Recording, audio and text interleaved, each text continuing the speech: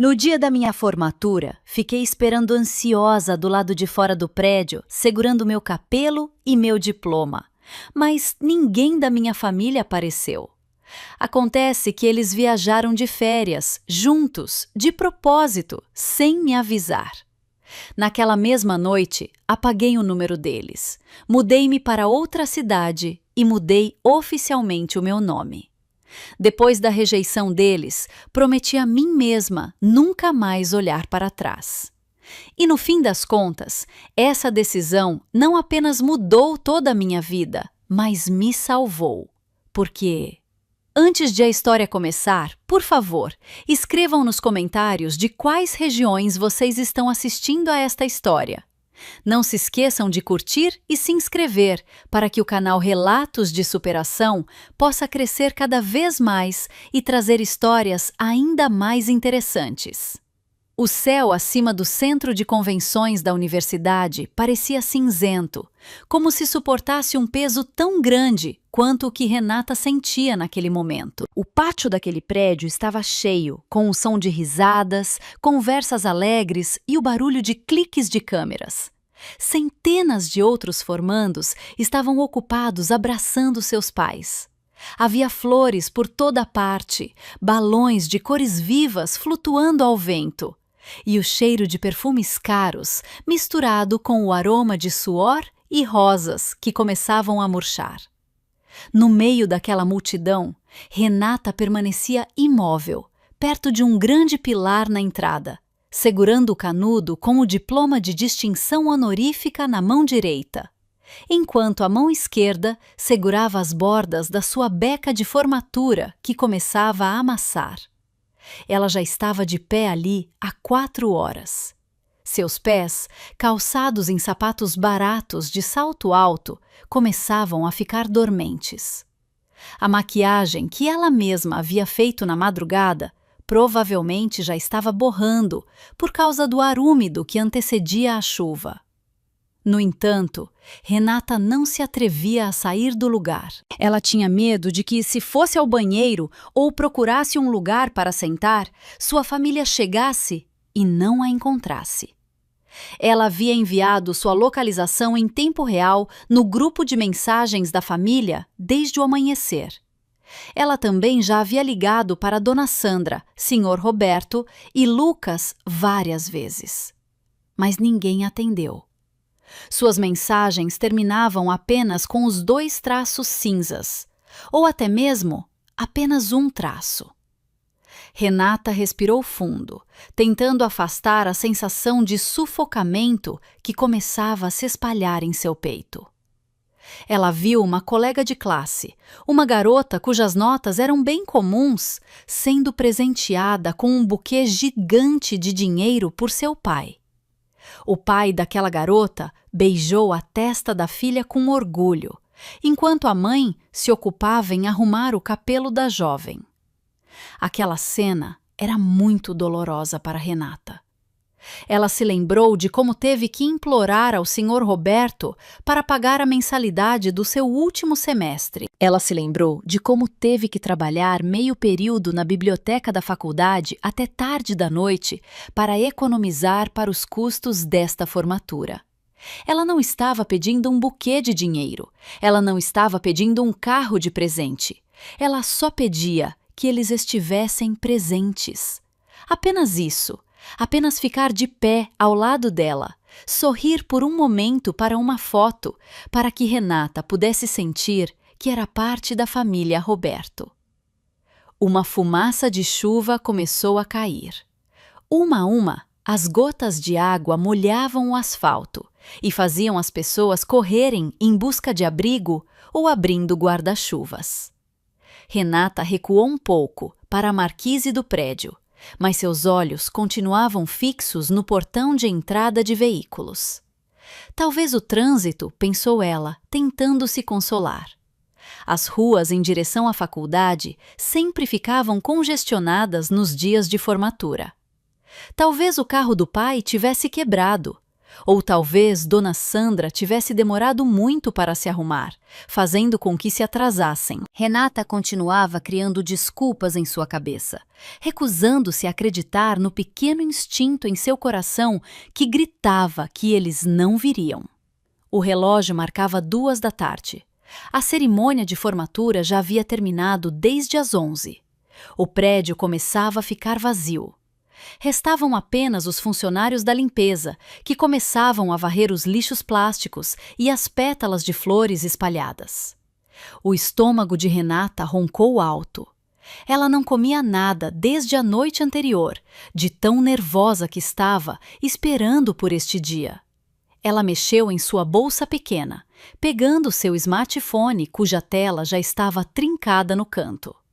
Ela abriu o aplicativo de rede social, esperando encontrar alguma pista.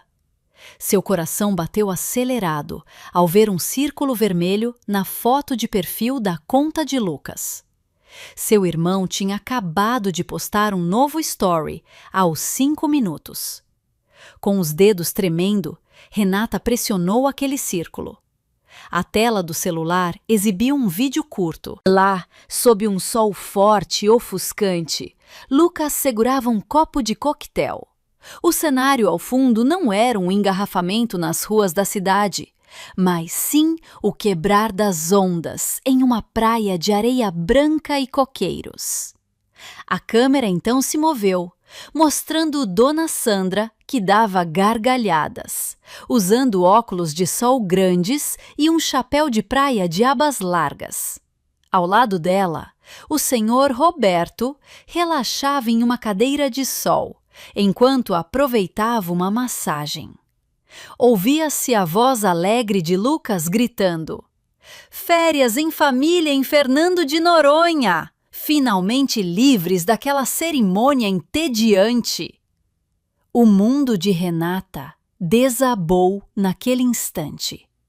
O som da chuva, que ficava cada vez mais forte, parecia ter silenciado. Seus ouvidos zumbiam intensamente. Seus ossos pareciam ser arrancados à força de suas articulações. Eles não estavam presos no trânsito. Eles não tinham esquecido. Eles foram embora de propósito. Eles planejaram essa viagem exatamente no dia da formatura dela. Para eles, a maior conquista da vida de Renata era apenas um evento entediante que merecia ser deixado de lado por causa de praia e massagem. Renata olhava fixamente para a tela do celular. Não havia nenhum sentimento de culpa no rosto deles. Dona Sandra parecia extremamente feliz, muito mais feliz do que quando estava em casa. O senhor Roberto parecia calmo. Lucas parecia satisfeito. Eles eram a família perfeita, sem a Renata. As lágrimas que até então ela continha não chegaram a cair. Aquela tristeza profunda, de repente se transformou em algo frio e duro. Seu coração congelou. Renata sentia que algo morreu dentro de si, naquele exato momento. Suas esperanças, seu afeto, sua saudade pelo reconhecimento deles, tudo foi queimado e reduzido a cinzas pelo fogo de uma fúria silenciosa. Ela não gritou. Ela não jogou o celular no chão. Ela apenas olhou fixamente para aquela foto, gravando cada detalhe da felicidade deles sobre o sofrimento dela. Ela jurou em seu coração: esta seria a última vez que choraria por eles. Esta seria a última vez que esperaria por eles. Renata tirou o capelo da cabeça. Aquele objeto de 5 lados parecia pesado e sem nenhum significado agora. Ela caminhou em direção a uma grande lixeira perto do pilar. Sem hesitar, jogou o capelo lá dentro. Em seguida, ela tirou a beca de formatura. O tecido preto juntou-se ao capelo no meio da pilha de lixo úmido. Agora, ela vestia apenas uma roupa simples e uma saia que ela mesma havia costurado. Ela pegou seu diploma, tirou-o do canudo, dobrou-o com cuidado e o guardou na bolsa. O canudo vazio ela também jogou fora. Renata não precisava mais daqueles símbolos. Ela não precisava da validação de ninguém. Seus passos a levaram para fora da área do prédio, enfrentando a chuva que agora caía intensamente. Ela não se importava se a maquiagem estava borrada ou se suas roupas estavam ensopadas. Caminhou até o ponto de ônibus mais próximo. Dentro do ônibus frio, Renata retirou o chip do seu celular, quebrou o pequeno cartão em duas partes e o derrubou no chão do ônibus. Ela apagou todos os aplicativos de redes sociais, deletou todos os números de contato de sua família e desligou o aparelho. Ela queria desaparecer. Ela queria sumir da vida deles, assim como eles desejavam. Renata chegou a uma grande estação de trem no centro da cidade 1 hora depois. Seu corpo tremia de frio, mas sua determinação ardia como fogo. Ela foi até a bilheteria e comprou a passagem de trem econômico mais rápida para qualquer cidade que fosse o mais longe possível dali. O atendente da bilheteria olhou para ela de forma estranha, vendo sua aparência desgrenhada com as roupas molhadas. Mas Renata não se importou. Depois de conseguir a passagem para uma cidade metropolitana do outro lado do estado, ela se sentou na barulhenta sala de espera. Lá, uma grande televisão estava pendurada na parede, exibindo o telejornal da tarde. Renata olhava para a tela com um olhar vazio, até que um plantão de notícias, um breaking news, surgiu com letras vermelhas brilhantes. O apresentador de notícias, com um rosto sério, relatava a ocorrência de um grande incêndio. O coração de Renata parou de bater ao ver o local do incêndio. Era a casa dela, a casa da família Roberto.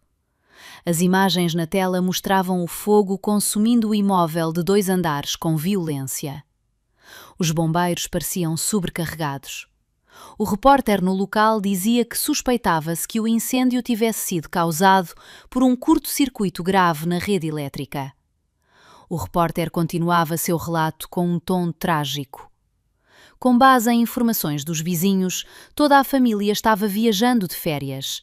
No entanto, suspeitava-se que a filha deles, que deveria voltar da formatura hoje, estivesse dentro da casa, pois o carro que iria buscá-la não foi visto saindo. Segundo informações preliminares, a vítima estaria presa em seu quarto no 2º andar, que já havia desabado totalmente.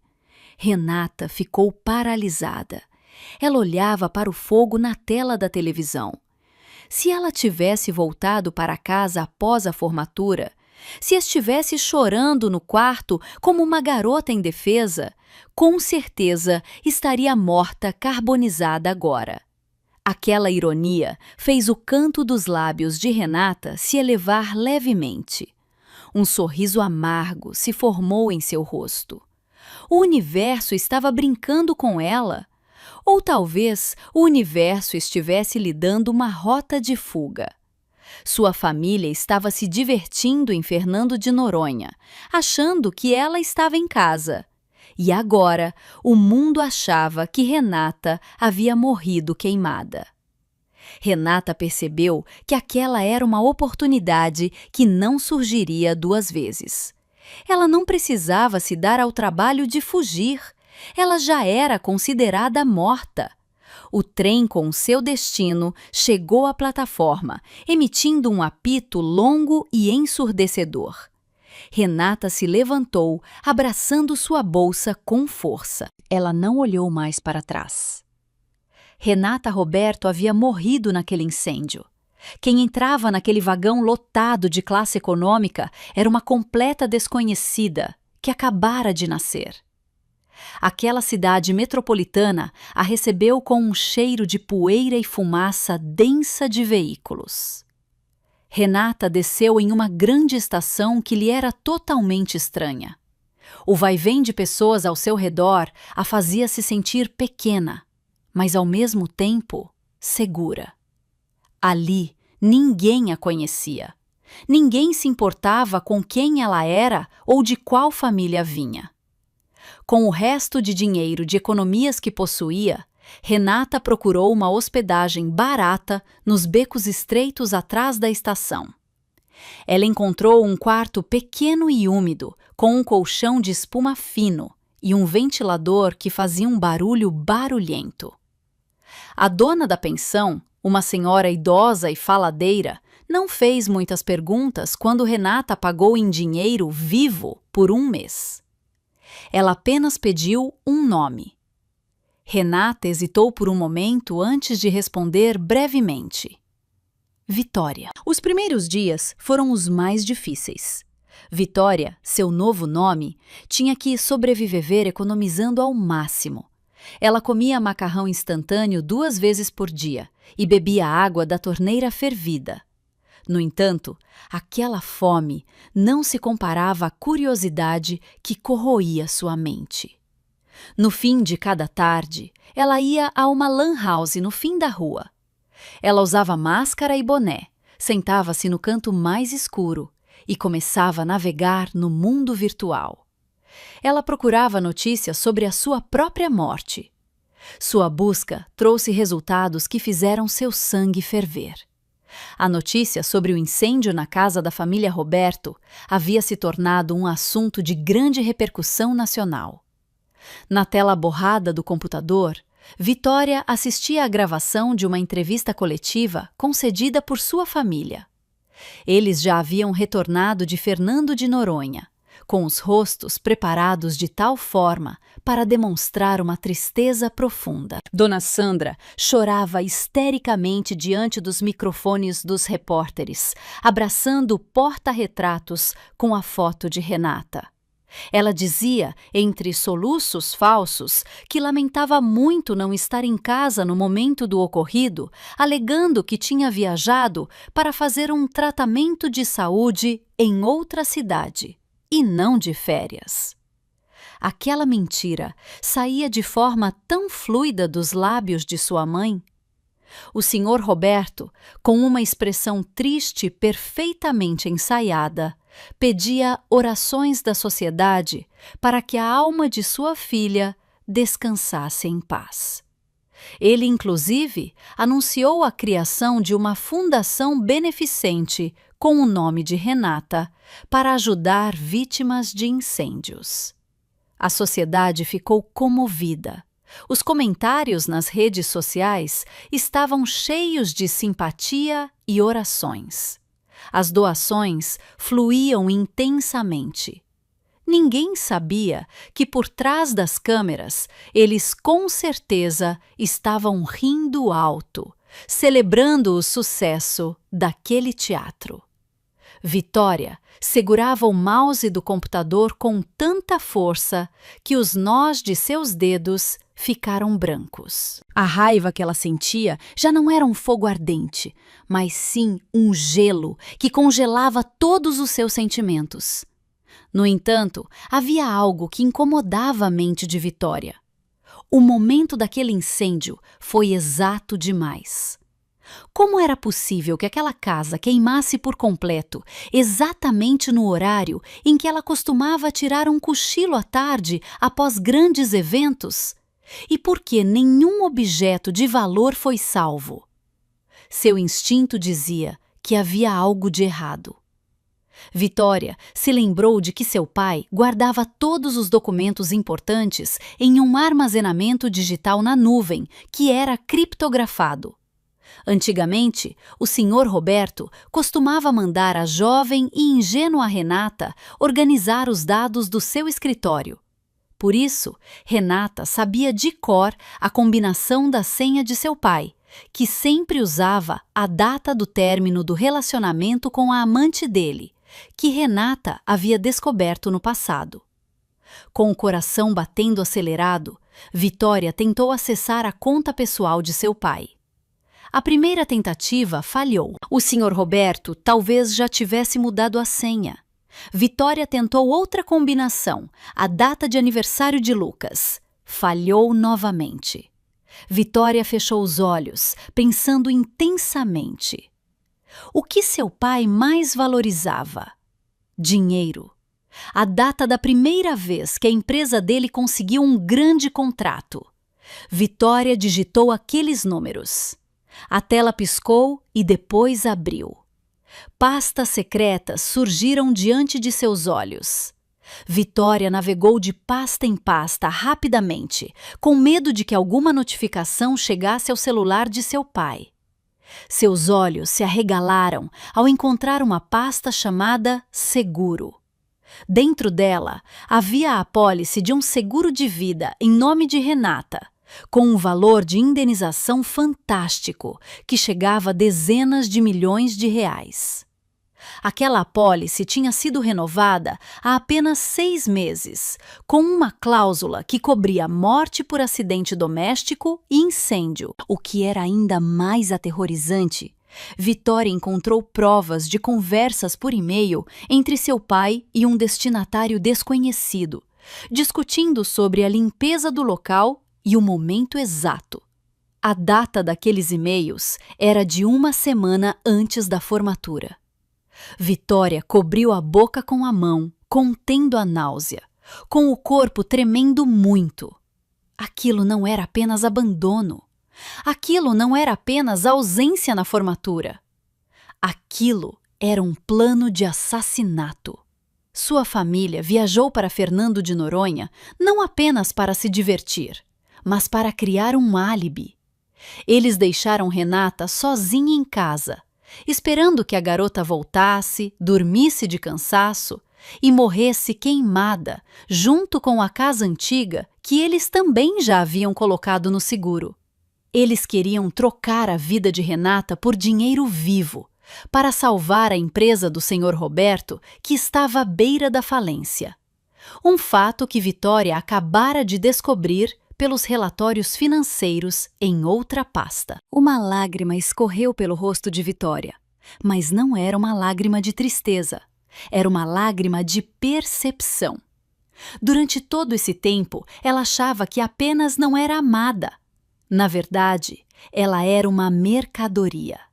Ela era como um animal criado para ser abatido no momento certo. O fato de ela ter sobrevivido foi pura coincidência, porque ela escolheu ficar esperando na faculdade como uma boba. A decepção que teve com eles naquele dia havia salvado a sua vida. Naquela noite, Vitória não voltou para sua pensão. Ela caminhou pelas ruas frias da cidade. Ela viu seu reflexo na vitrine de uma loja de roupas. A garota no espelho parecia fraca, desleixada e miserável. Aquela antiga Renata realmente merecia morrer. A Renata ingênua, que implorava por afeto, que sempre cedia, já não tinha mais utilidade. Vitória encarou fixamente a sua imagem. Ela jurou que mudaria tudo. Ela não iria apenas sobreviver, ela iria crescer, se tornar forte e voltar para tomar o que era seu por direito. No dia seguinte, Vitória começou a agir. Ela usou suas brilhantes habilidades em contabilidade que a fizeram se formar com as melhores notas para procurar um emprego. Não em uma grande empresa que iria checar seu histórico com rigor, mas sim em pequenos escritórios que precisavam de serviços rápidos de escrituração contábil. Ela trabalhava dia e noite, juntando cada centavo. Ela começou a mudar sua aparência. Ela cortou o cabelo, começou a usar um lenço para cobrir seus traços físicos e para não ser facilmente reconhecida caso encontrasse alguém do passado. Ela comprou óculos de armação grossa. Ela treinou sua forma de falar, eliminando seu sotaque regional e substituindo-o por uma entonação firme e fria. Vitória também começou a estudar sobre direito e negócios de forma autodidata, por meio de livros usados. Ela estudava as brechas dos crimes de seu pai. Ela traçou um plano de longo prazo. Ela sabia que não podia lutar contra eles agora. Ela era apenas um grão de poeira, comparada ao poder do dinheiro do seguro que a família Roberto agora possuía. Ela precisava de tempo. Ela precisava de uma posição. Ela precisava se tornar alguém intocável. Os meses se transformaram em anos. As notícias sobre a morte de Renata sumiram aos poucos, encobertas por novos acontecimentos. A família Roberto ficava cada vez mais rica. A empresa deles ressurgiu das cinzas graças à injeção de dinheiro novo vindo da morte da filha. Eles apareciam frequentemente em revistas de negócios, elogiados como uma família de empresários resilientes diante das provações. Vitória recortava cada artigo sobre eles e os colava na parede do seu quarto de pensão, que agora já era um pouco mais digno. Aqueles rostos sorridentes serviam de combustível para ela todas as manhãs. 5 anos se passaram. Vitória, que agora possuía oficialmente uma nova identidade como Safira, estava de pé diante do espelho do seu apartamento de luxo no centro da cidade. Não havia mais aquela garota desleixada. O que havia era uma jovem mulher elegante, com um lenço moderno em estilo executivo, com um olhar afiado e cheio de autoconfiança.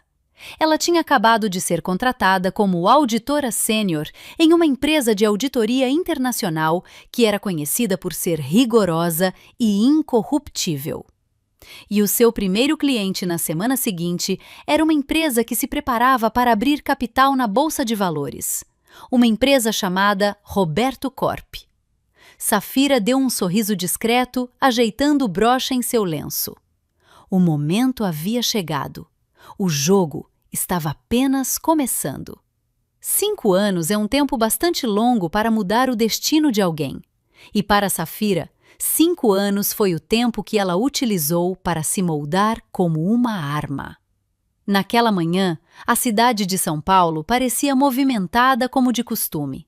Os arranha-céus competiam para tocar as nuvens e em um dos prédios mais altos da região do centro financeiro, Safira desceu de um sedã preto brilhante. Sua aparência era completamente diferente daquela garota desleixada que antes estava com frio na estação de trem. Ela vestia um conjunto de blazer de cor creme, cortado perfeitamente sob medida para o seu corpo, combinado com uma calça de alfaiataria elegante e um lenço de seda de tom semelhante que moldava seu rosto perfeitamente. Seus sapatos de salto alto ecoavam pelo chão de mármore do saguão do prédio com um ritmo firme e intimidador. Safira já não era a Renata medrosa de antes. Ela agora era auditora sênior na firma de contabilidade global mais temida pelas empresas mal intencionadas. Sua reputação no mundo dos negócios era de uma mulher de ferro, que não tinha compaixão com nenhum erro, por menor que fosse. Hoje, ela recebia a tarefa pela qual vinha esperando há anos. Seu novo cliente era a Roberto Corp, a empresa familiar que havia ressurgido da falência de forma milagrosa 5 anos atrás, e agora planejava abrir capital na Bolsa de Valores por meio do processo de oferta pública inicial, o IPO. Safira sabia exatamente de onde vinha aquele capital de reviravolta. Cada bloco de concreto daquele prédio, cada cota de ações de que eles se orgulhavam, tudo foi construído sobre o dinheiro da sua morte. Ela caminhou até o balcão da recepção com um rosto sério e sem expressão. Os seguranças e a recepcionista que a viram endireitaram a postura por reflexo, intimidados pela aura dominante que Safira emanava. Após entregar sua identificação, ela foi acompanhada até o elevador executivo exclusivo que a levaria ao último andar, onde ficava a sala de reuniões da diretoria. Dentro do elevador com paredes espelhadas, Safira olhou para o seu reflexo. Ela tocou levemente em uma cicatriz sutil perto de sua sobrancelha, que agora estava coberta por uma maquiagem perfeita. Seu coração batia de forma estável. Não havia mais nenhum nervosismo. Ela estava pronta para encarar os fantasmas do seu passado. A porta do elevador se abriu, revelando um corredor luxuoso com piso de carpete grosso. A secretária da diretoria a recebeu com um sorriso tenso e abriu as portas duplas da grande sala de reuniões. Safira entrou. O ar dentro da sala parecia frio por causa do ar-condicionado que estava regulado no máximo. Na extremidade da longa mesa de madeira de mogno, estavam sentadas 3 pessoas que ela conhecia muito bem. O senhor Roberto ocupava a cadeira principal, parecendo mais velho, mas seus olhos ainda emanavam a mesma ganância de antes. À sua direita estava sentada Dona Sandra, cujo rosto parecia esticado de forma artificial, provavelmente resultado de alguns procedimentos estéticos caros. À esquerda estava sentado Lucas, que agora vestia um terno caro, embora sua postura continuasse parecendo desleixada e sem autoridade. As 3 pessoas olharam para trás quando Safira entrou. Houve uma pausa de alguns segundos que parecia um silêncio absoluto. Safira pôde ver as linhas na testa do Sr. Roberto enquanto aquele homem idoso a encarava. Havia um lampejo de reconhecimento nos olhos deles, uma sensação familiar incômoda, mas eles logo a descartaram. Para eles, Renata havia virado cinzas 5 anos atrás. Além disso, a mulher de pé diante deles era elegante demais, autoconfiante demais e bonita demais para ser a Renata maltratada que eles costumavam ignorar no passado. Safira deu um sorriso discreto, um sorriso profissional que não chegava aos seus olhos. "Bom dia, senhores", cumprimentou Safira com uma voz firme e imponente.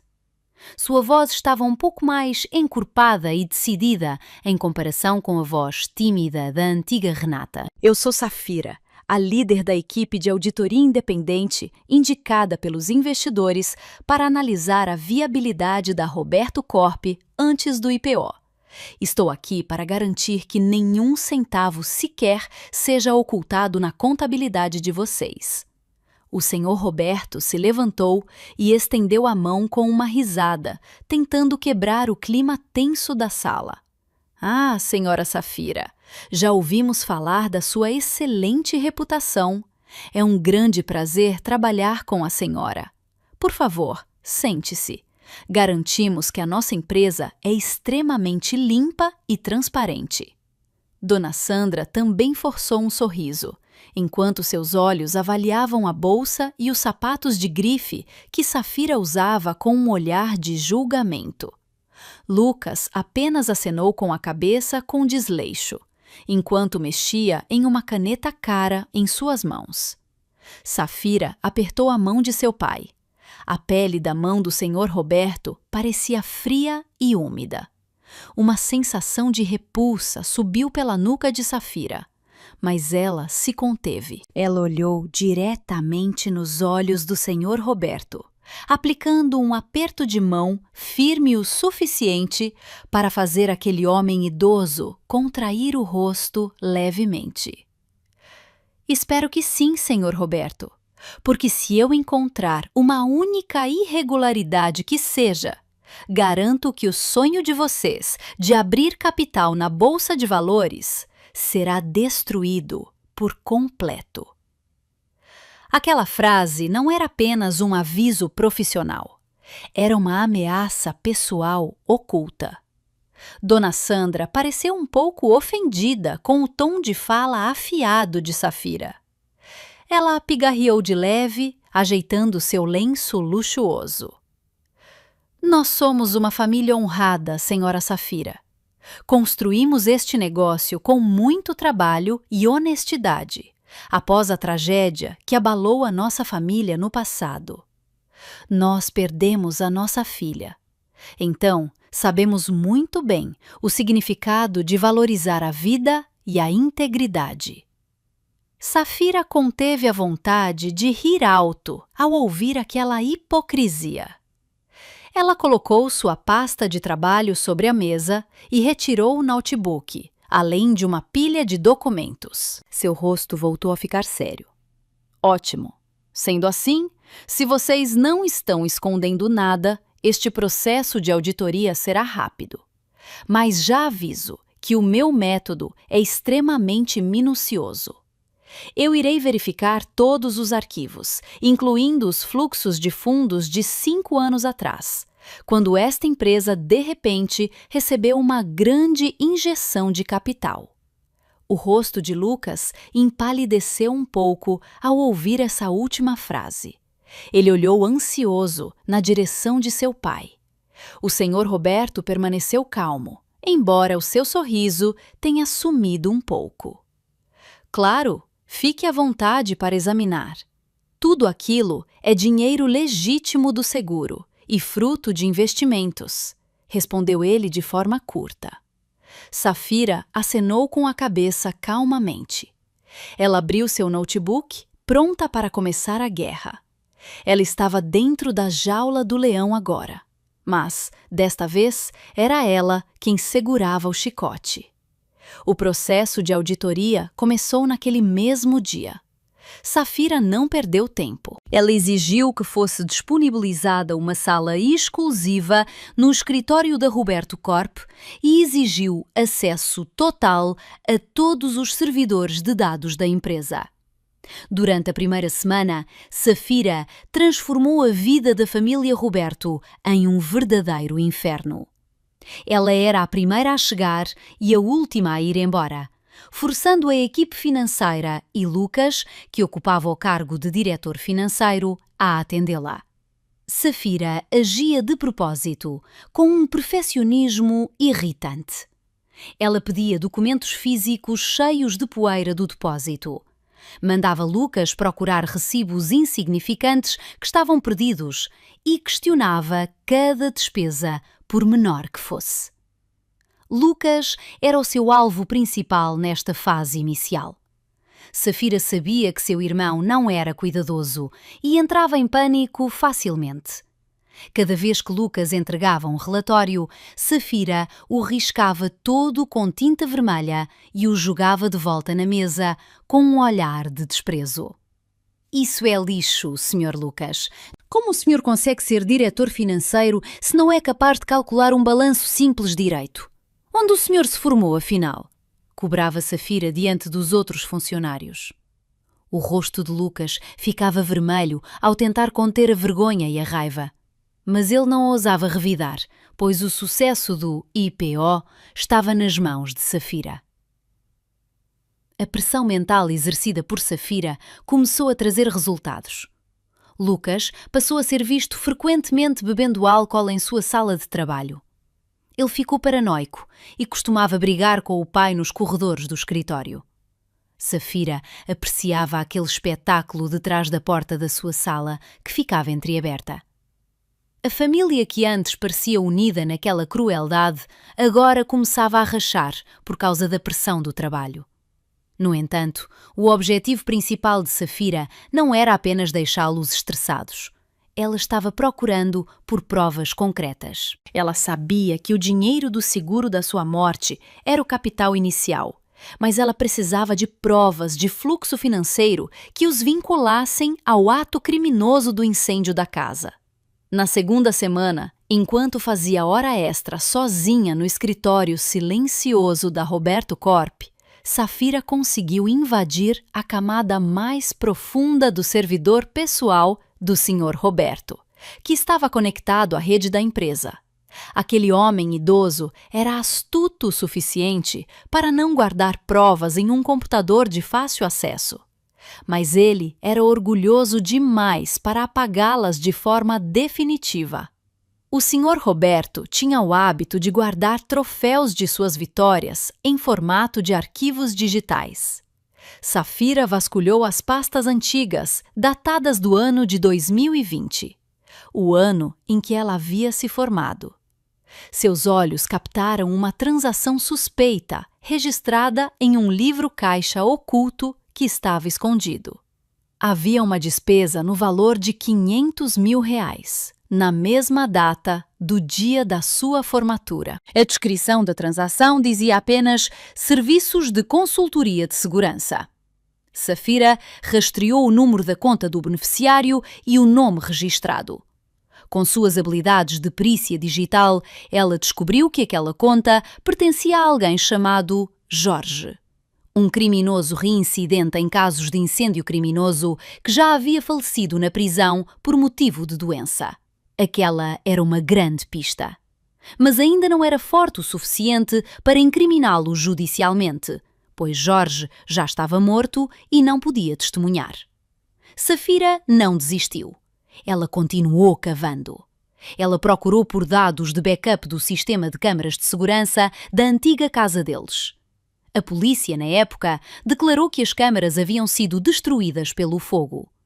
Verificando o sistema, Safira sabia que seu pai sempre mantinha um backup automático em um armazenamento na nuvem. E dito e feito. Dentro de uma pasta oculta que tinha o nome de Lembranças, Safira encontrou um arquivo de vídeo que estava corrompido. Seu coração acelerou. Ela usou um software de recuperação de dados para corrigir aquele arquivo. O processo levou 2 horas angustiantes. Quando a barra de progresso atingiu 100%, o vídeo se abriu. A imagem era em preto e branco e um pouco granulada, mas nítida o suficiente para ver o que tinha acontecido. O vídeo era datado do dia da sua formatura. Às 10 da manhã, algumas horas antes de sua família partir para Fernando de Noronha. Na tela, via-se claramente a figura de Dona Sandra caminhando pelo corredor do 2º andar da casa deles. Ela carregava um pequeno galão que estava escondido atrás de sua bolsa grande. Dona Sandra parou em frente à porta do quarto de Renata. Safira prendeu a respiração. Seus olhos arderam. No vídeo, Dona Sandra aparecia batendo na porta do quarto, certificando-se de que não havia ninguém lá dentro. Em seguida, aquela mulher despejou um pouco de líquido daquele galão sob a fresta da porta. Depois disso, ela retirou uma chave reserva do bolso de sua roupa, inseriu-a na fechadura e a girou 2 vezes. O som daquele clique da chave parecia ecoar através da tela do notebook. Dona Sandra trancou aquela porta por fora. Ela queria garantir que Renata ficaria encurralada caso a garota voltasse para casa e entrasse no quarto para dormir. O rosto de Dona Sandra no vídeo parecia frio, sem nenhum arrependimento.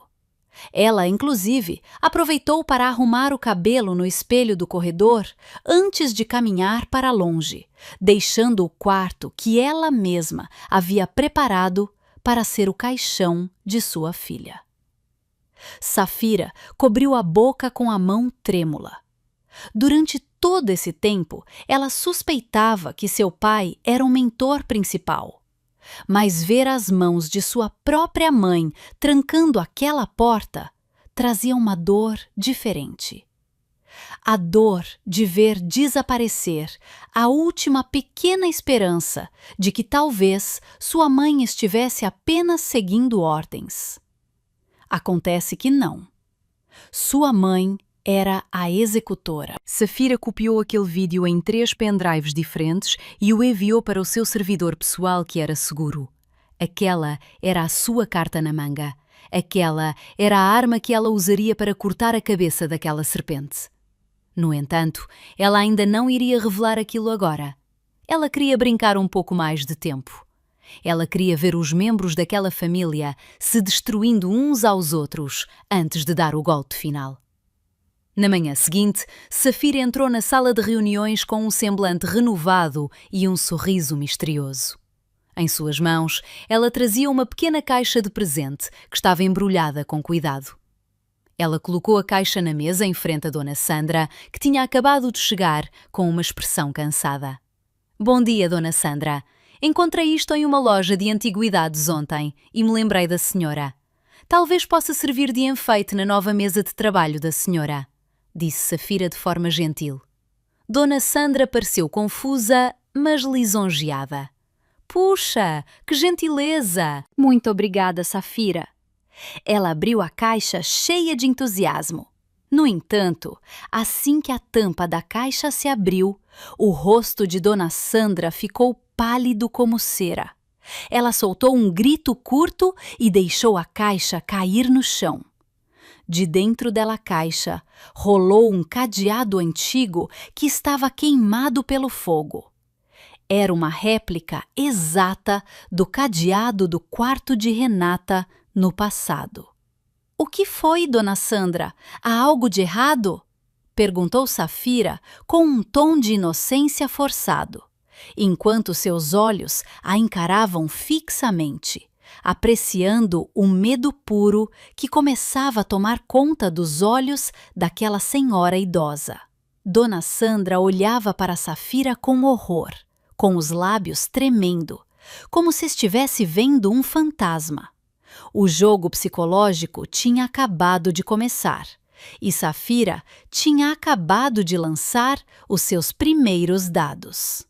O ambiente na residência de luxo da família Roberto mudou radicalmente desde o incidente daquele cadeado queimado. A mansão imponente em estilo colonial, que costumava ser preenchida por risadas falsas dos convidados da alta sociedade, agora parecia silenciosa e sombria. Como se suas paredes de mármore guardassem milhares de olhos vigiando. Dona Sandra foi a pessoa mais afetada.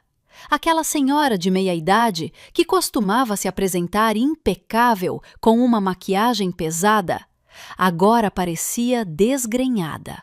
As olheiras sob os seus olhos escureceram. Seus cabelos frequentemente eram deixados soltos e desarrumados, e ela começava a falar sozinha com frequência. Aquele cadeado não era apenas um objeto sem vida para ela. Era uma mensagem vinda do inferno.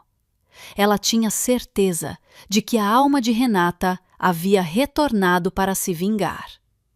Cada vez que o vento da noite soprava e balançava as janelas, Dona Sandra soltava um grito histérico, achando ouvir o som dos passos de sua filha arrastando-se pelo andar de cima.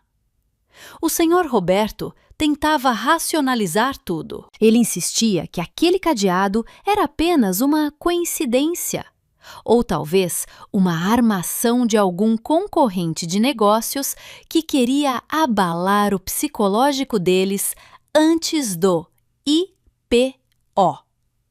No entanto, bem no fundo de seu coração, o medo começava a se espalhar. Ele ordenou aos seguranças que reforçassem a vigilância, aumentou o número de câmeras em cada canto e chegou a alugar cães de guarda. No entanto, o terror provocado por Safira não era um terror comum que pudesse ser contido por portões de ferro ou latidos de cães. O inimigo deles já estava dentro dos muros de defesa, sentando-se confortavelmente na sala de reuniões do escritório deles todos os dias, sorrindo de forma amigável, enquanto segurava a lâmina pronta para tirar a pele deles lentamente. Safira saboreava cada segundo daquela destruição mental. Em seu apartamento, ela montava o plano seguinte com a precisão de um artista. Ela não queria acabar com eles de imediato. Ela queria que eles sentissem o mesmo medo que Renata sentiu ao se ver presa naquele quarto, trancado, sozinha, esperando que as chamas a consumissem. Safira preparou a segunda encomenda. Desta vez, ela enviou diretamente para o endereço da casa deles, utilizando o serviço de um entregador de aplicativo de forma anônima. A encomenda chegou em um fim de tarde de sábado, no momento em que toda a família estava reunida na tensa sala de estar. O funcionário da casa trouxe uma caixa de papelão grande que estava embrulhada em papel pardo simples, sem o nome do remetente. Lucas, que segurava um copo de uísque com a mão trêmula, mandou o funcionário abri-la. Assim que a fita adesiva foi aberta, um cheiro forte de queimado tomou conta do ambiente de imediato. Um cheiro de tecido queimado misturado com gasolina. Dona Sandra cobriu o nariz, com os olhos arregalados de horror. O funcionário retirou o conteúdo de dentro. Uma beca de formatura preta, que estava pela metade carbonizada, com as bordas cheias de cinzas escuras.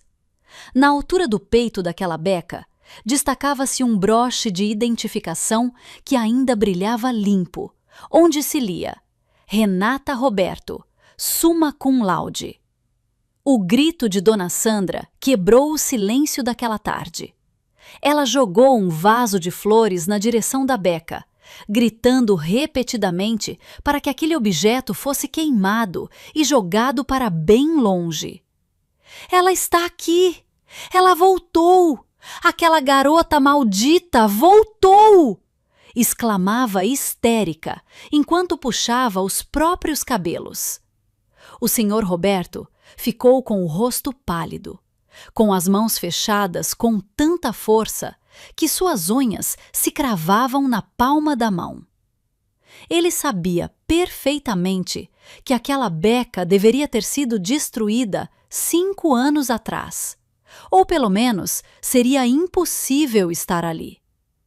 Quem quer que tivesse enviado aquilo conhecia o segredo deles.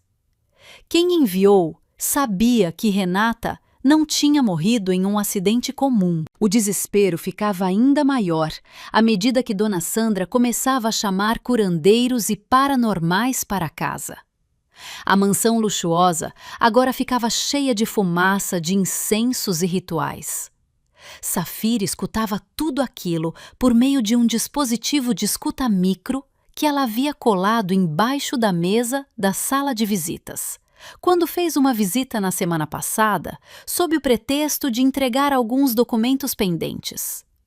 Ouvir os delírios de medo de sua mãe através dos fones de ouvido em seu apartamento confortável lhe trazia uma satisfação peculiar.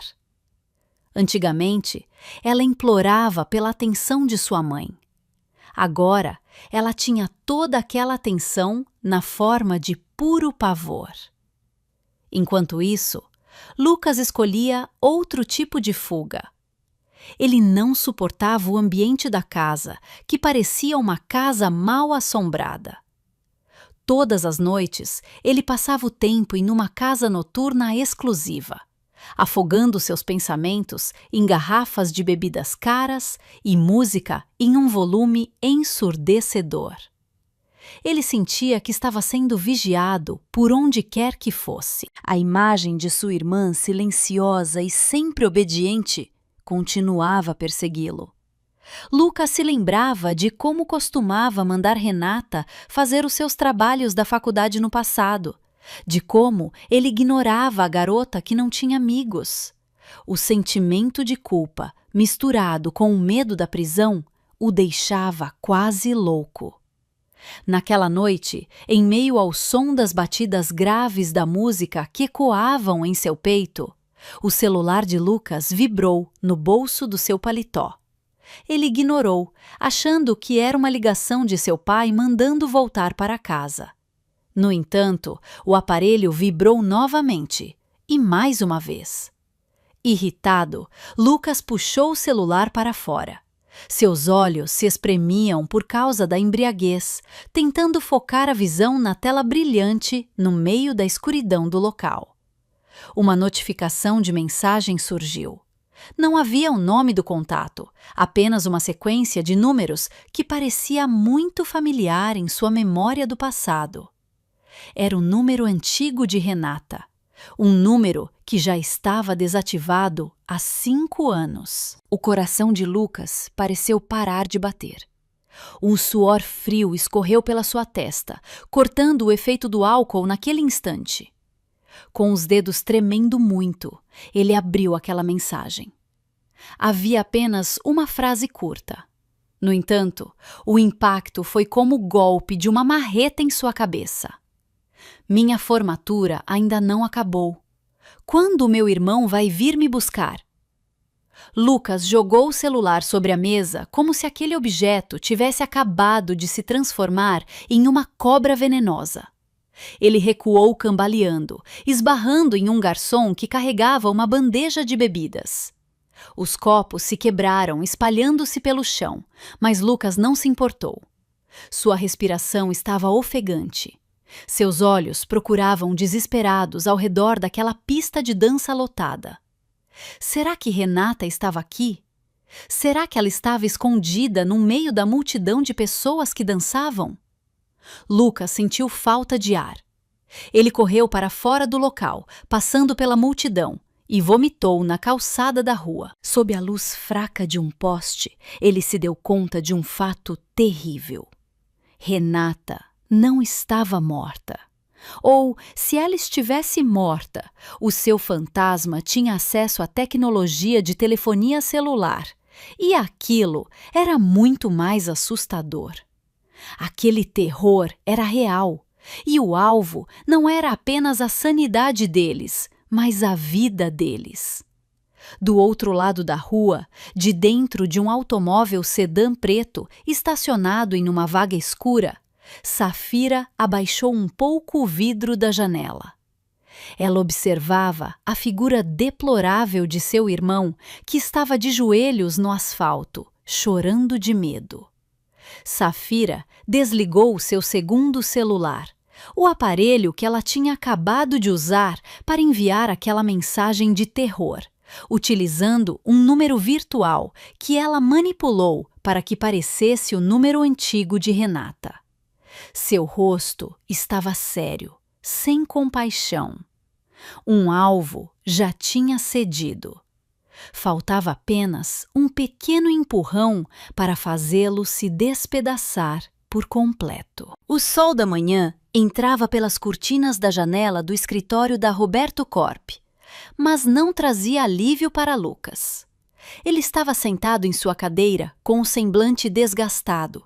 Os resquícios da bebedeira da noite anterior ainda latejavam em sua cabeça. Diante dele, Safira mantinha uma postura perfeitamente ereta, revigorada, como se nada tivesse acontecido.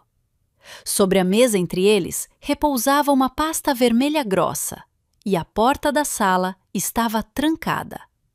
Safira exigiu uma reunião reservada com Lucas, sob a alegação de tratar de descobertas confidenciais da auditoria, antes de reportá-las ao Sr. Roberto. Lucas, que ainda estava abalado pelo terror da noite anterior, apenas obedeceu, como um animal submisso. Sr. Lucas, a voz de Safira quebrou o silêncio, com um tom formal, porém afiado. Eu descobri algo muito interessante ao analisar o fluxo de caixa do departamento que o senhor lidera. Há uma divergência de dados bastante massiva durante os 2 últimos anos. Recursos operacionais foram transferidos para contas no exterior, que não constam como fornecedores da empresa. Safira abriu aquela pasta e exibiu as folhas de comprovação das transações. Os olhos de Lucas se arregalaram. Aquilo era a prova dos seus gastos com jogos. A comprovação do pagamento de seu estilo de vida luxuoso. A compra de um carro esportivo em nome de sua namorada. E as faturas de cartão de crédito que acumulavam valores altos. Durante todo esse tempo, Lucas vinha desviando dinheiro da empresa de seu pai, achando que, por ser filho do proprietário, ele tinha o direito de fazer isso. Ele também tinha certeza de que a contabilidade dupla que ele havia criado era cuidadosa o suficiente para enganar qualquer auditor. Ele estava totalmente errado. Diante de Safira, seus truques contábeis não passavam de rabiscos infantis. Isso eu posso explicar, senhora Safira. Trata-se apenas de um empréstimo temporário. Eu tinha a intenção de devolver após os bônus do IPO saírem. Lucas gaguejou, com o suor frio voltando a molhar a sua camisa. Ele sabia que seu pai não tinha conhecimento sobre aquilo. Se o senhor Roberto soubesse que ele desviou milhões de reais no momento em que a empresa passava por uma auditoria rigorosa, seu pai ficaria furioso. O senhor Roberto podia até gostar dele, mas o senhor Roberto amava muito mais o seu dinheiro. Safira deu um sorriso de canto, um sorriso que fez Lucas se encolher. Desvio de recursos da empresa no valor de 15 milhões de reais. Perante a lei criminal, a pena de prisão para isso é bastante longa, senhor Lucas.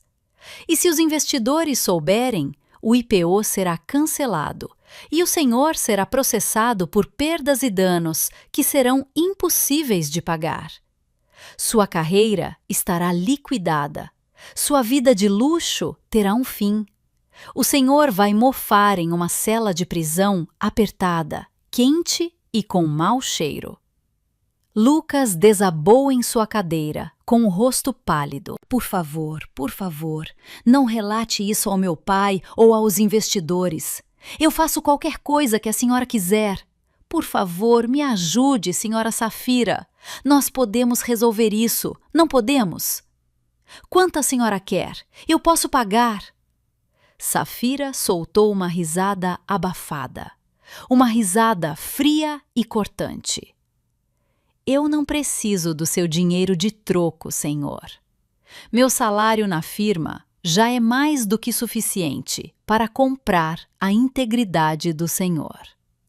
Safira inclinou seu corpo para a frente, olhando diretamente nas pupilas dos olhos de Lucas, que estava apavorado.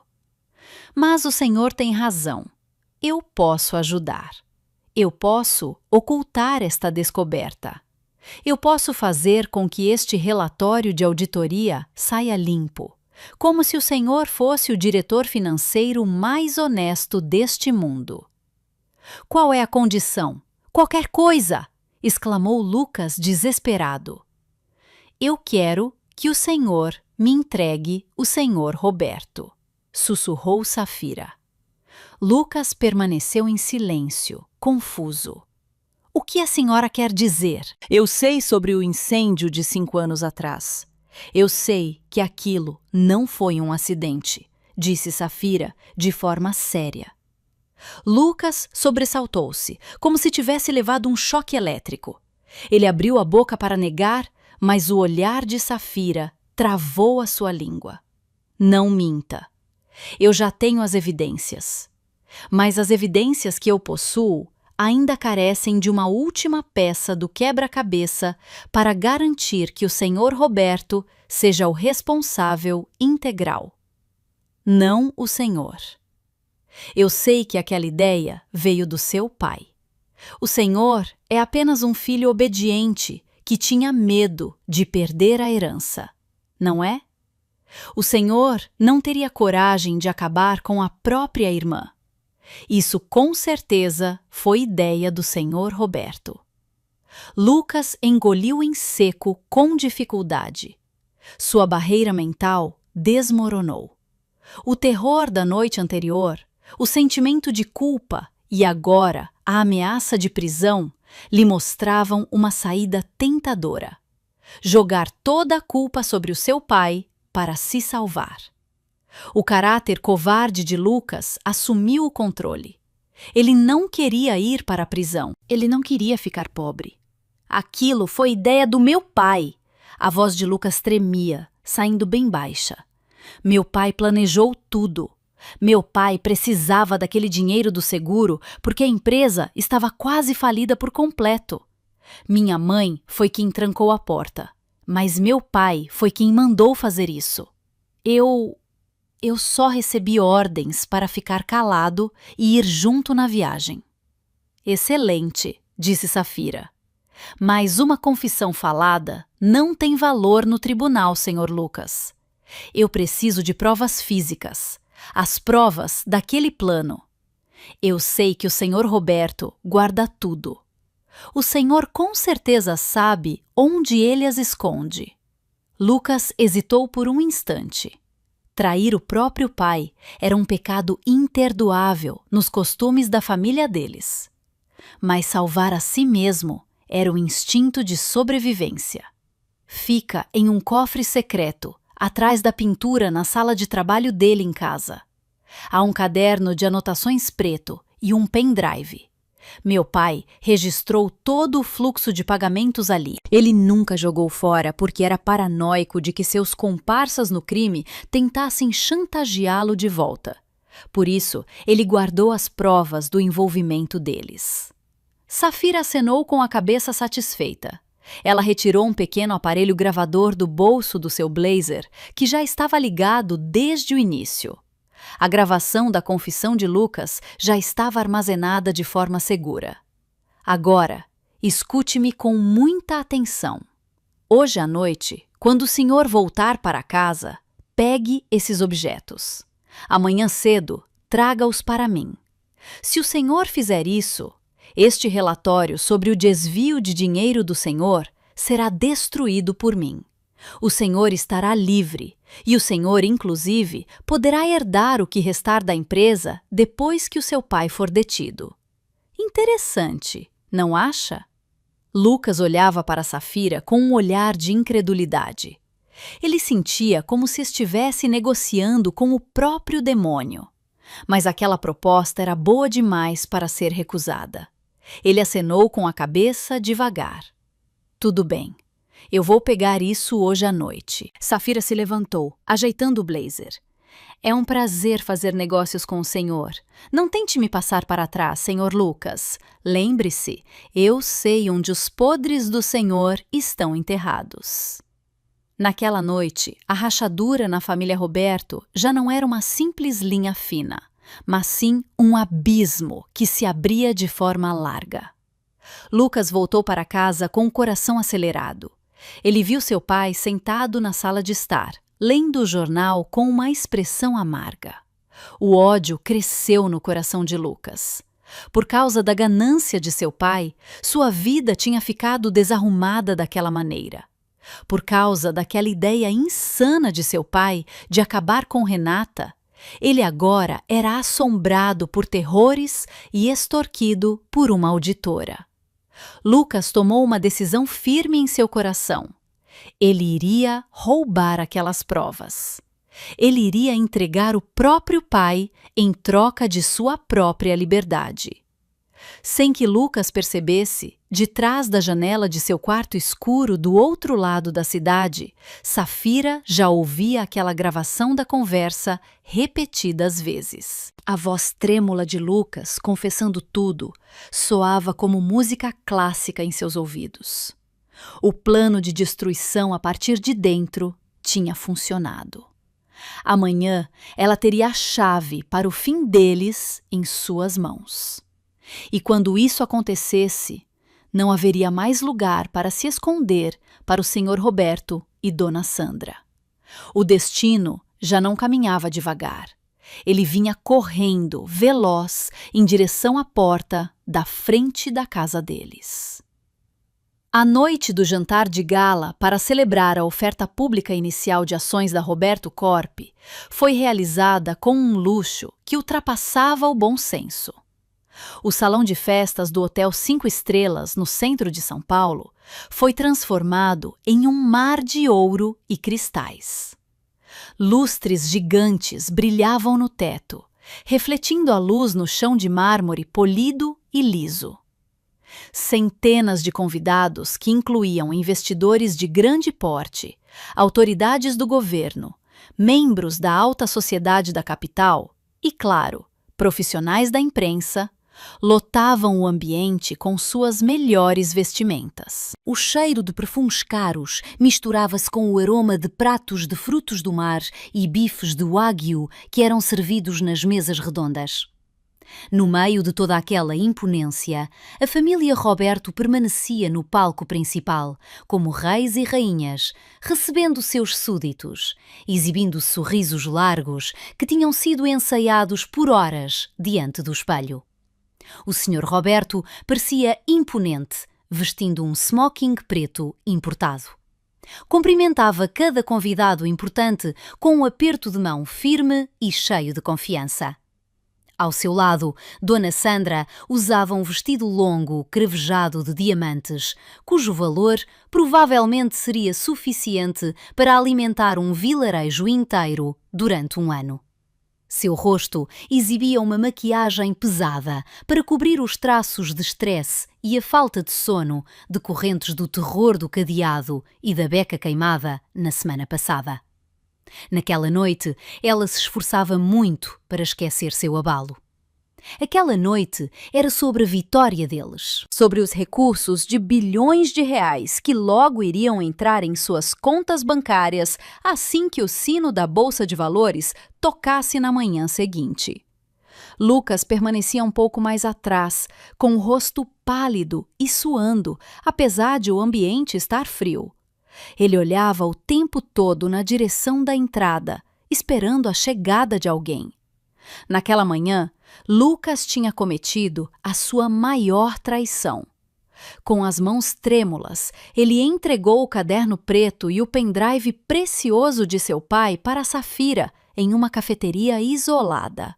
Em troca, Safira lhe entregou as folhas originais de comprovação dos seus desvios e prometeu que iria apagar as cópias digitais assim que o evento desta noite terminasse.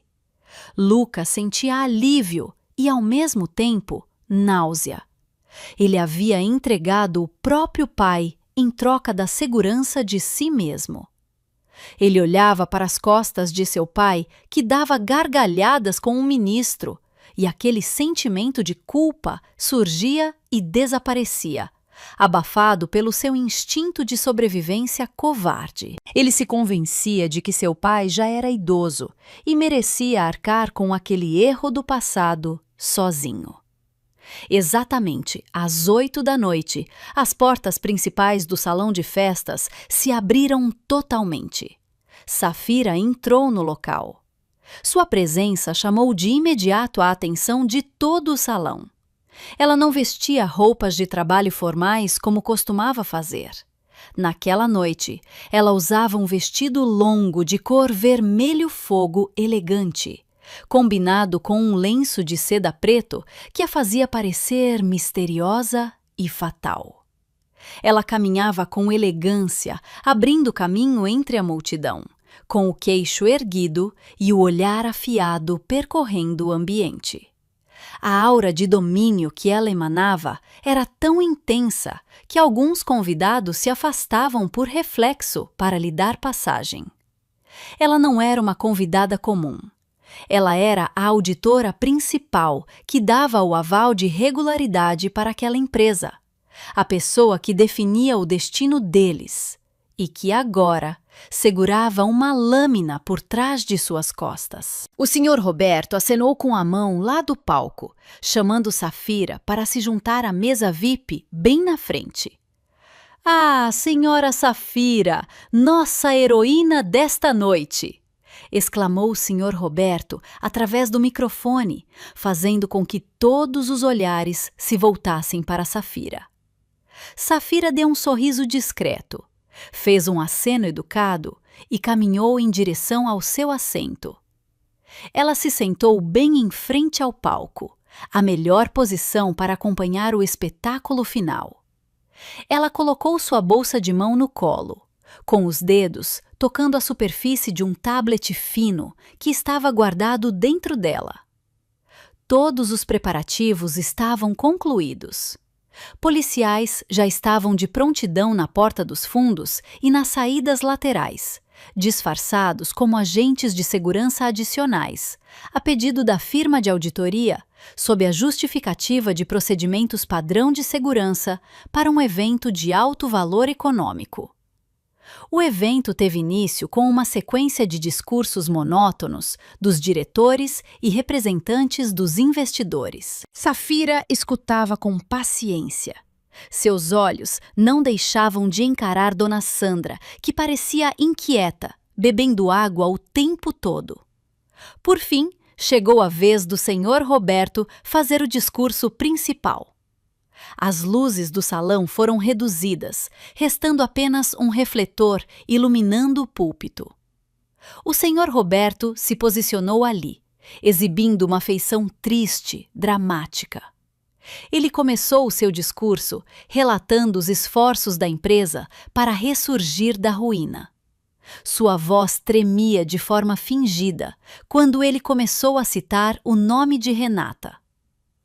O sucesso de hoje eu dedico à nossa querida filha, Renata, que nos deixou mais cedo há 5 anos em uma tragédia de incêndio dolorosa. E retirou um lenço, limpando o canto dos olhos que estavam secos. Tenho certeza de que ela está sorrindo ao olhar para todos nós lá do céu. Renata foi a minha inspiração. Ela é o motivo do meu trabalho duro, para que a fundação que criamos com o seu nome possa continuar ajudando o próximo. Nós perdemos o nosso bem mais precioso, mas ganhamos forças para nos reerguer. Aplausos cheios de simpatia ecoaram por todo o salão. Algumas convidadas foram vistas limpando as lágrimas, comovidas pelo sofrimento daquele pai que perdeu a filha. Safira, sentada na primeira fileira, não aplaudiu. Ela encarava o pai com um olhar frio que congelava o sangue. Debaixo da mesa, seus dedos se moviam com agilidade sobre a tela do seu tablet. Ela havia invadido o sistema audiovisual daquele prédio desde o fim da tarde. O notebook do operador atrás do palco agora estava sob o controle dela por completo.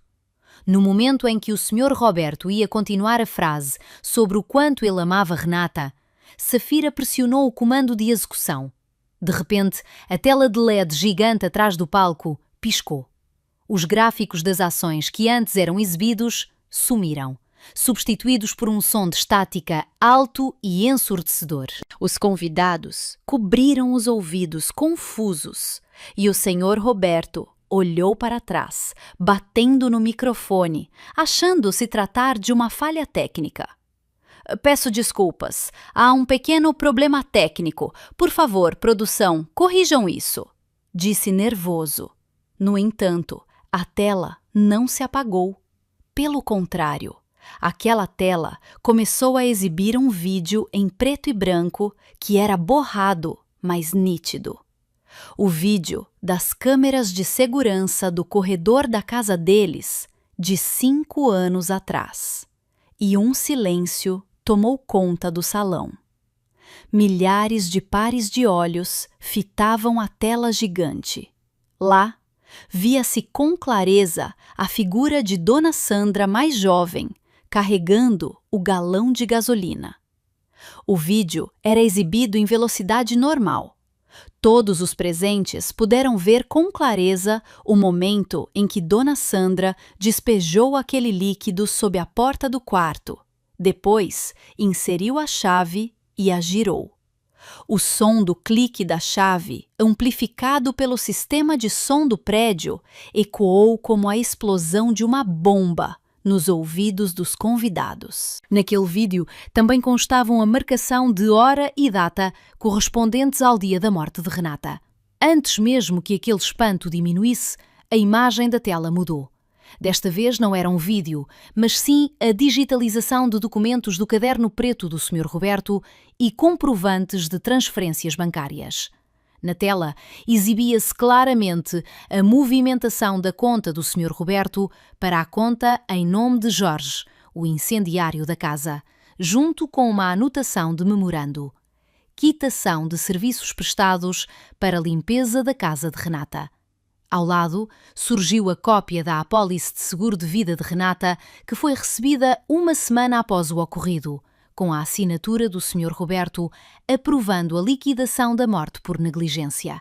O tumulto estourou de imediato. Gritos, sussurros de espanto e exclamações de revolta se misturaram. Os investidores se levantaram, com os rostos vermelhos de raiva por se sentirem enganados. Os repórteres, que antes pareciam sonolentos, correram em direção ao palco, com suas câmeras registrando aquela tela gigante, repetidas vezes.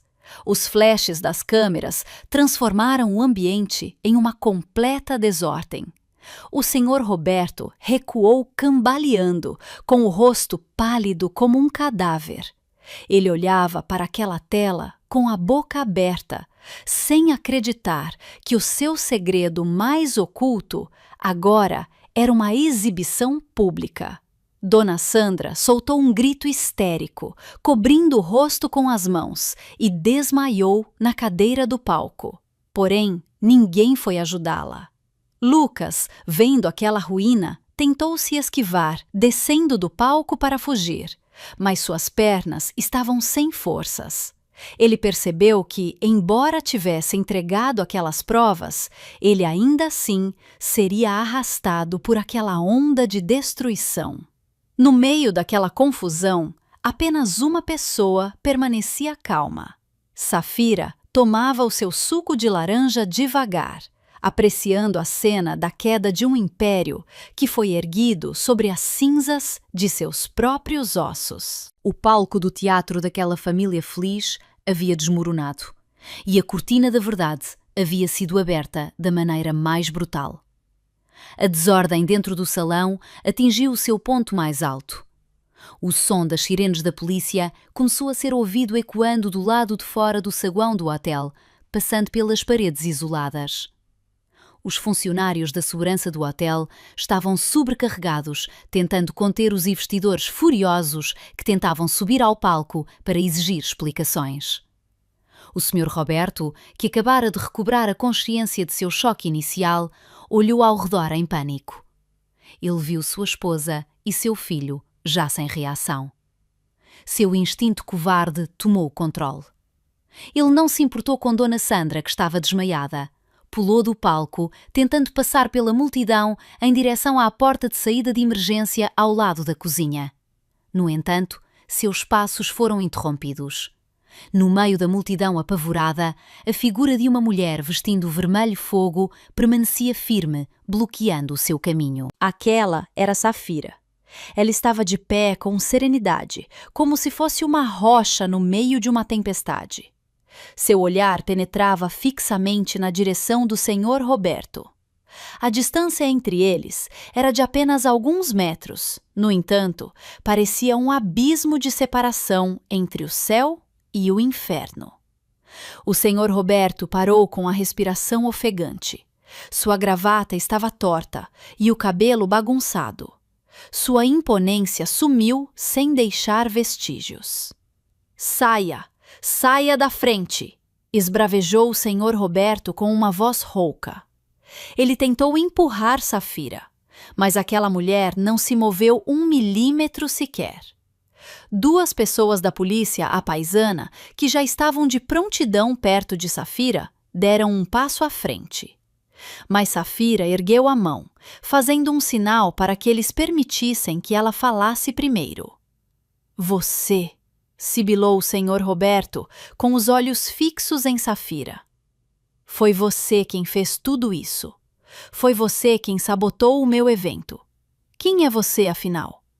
Por que você quer destruir a minha vida? O que eu te fiz? Eu te paguei muito bem. Safira soltou uma risada fraca, uma risada seca e sem humor. Ela deu um passo à frente devagar, fazendo o senhor Roberto recuar até que suas costas batessem na mesa de buffet. Pratos caíram, quebrando-se em pedaços no chão, mas o som da quebra foi abafado pela tensão entre eles. A pergunta do senhor Roberto soava totalmente ridícula nos ouvidos de Safira. Aquele homem idoso ainda se considerava uma vítima.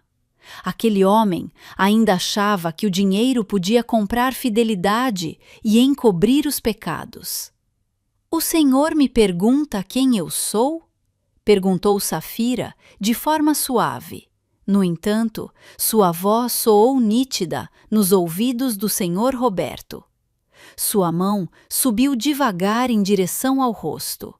Ela retirou os óculos de armação grossa que, durante todo esse tempo, usou para disfarçar o formato de seus olhos.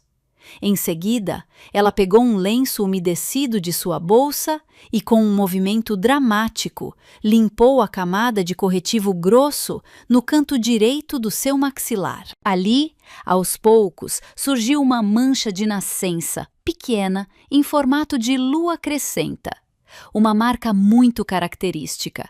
A marca que no passado costumava ser ridicularizada pelo Sr. Roberto como um sinal de azar.